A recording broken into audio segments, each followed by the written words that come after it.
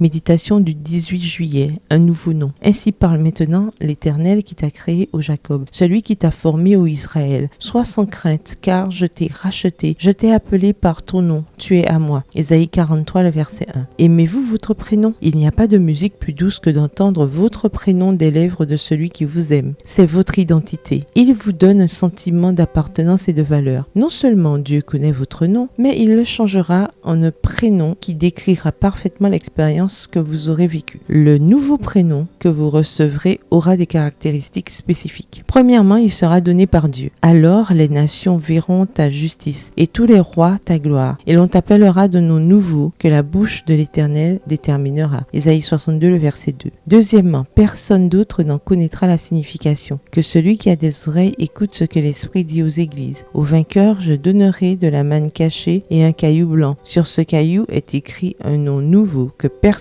ne connaît, sinon celui qui le reçoit. Apocalypse 2, le verset 17. Troisièmement, les anges le connaîtront. Ainsi le vainqueur se vêtira de vêtements blancs. Je n'effacerai pas son nom du livre de vie et je confesserai son nom devant mon Père et devant ses anges. Apocalypse 3, le verset 5. Quatrièmement, il sera écrit sur vous symboliquement. Du vainqueur, je ferai une colonne dans le temple de mon Dieu et il n'en sortira plus. J'écrirai sur lui le nom de mon Dieu et celui de la ville de mon Dieu, la nouvelle Jérusalem qui descend du ciel d'auprès de mon Dieu, ainsi que mon nom nouveau. Apocalypse 3, le verset 12. Cinquièmement, il ne sera donné qu'à ceux qui sont obéissants et persévérants dans la foi. Parce que tu as gardé la parole de la persévérance en moi, je te garderai moi aussi de l'heure de l'épreuve qui va venir sur le monde entier pour éprouver les habitants de la terre. Apocalypse 3, le verset 10. Dieu connaît votre prénom et vous aime de manière exclusive. Jésus nous connaît individuellement et il est sensible à nos infirmités. Il connaît la maison où nous vivons et le nom de chaque habitant. Chaque âme est parfaitement connue de Jésus comme si elle était la seule pour laquelle il soit mort. Son cœur est touché par les misères de chacun. Les appels de détresse parviennent à son oreille. Il prend soin de chacune d'elles comme s'il n'en avait point d'autre sur la surface de la terre. Bonne journée